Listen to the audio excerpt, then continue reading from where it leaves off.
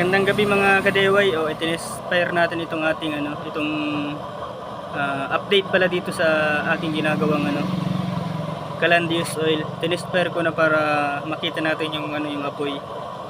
Sa actual mga kadeway ito blue flame talaga siya. Sa cellphone hindi makita yung blue flame.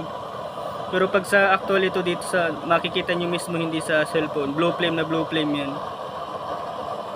Mamaya itatry natin to ng ng madilim yung gabing-gabi na para makita ninyo yung blue flame niya.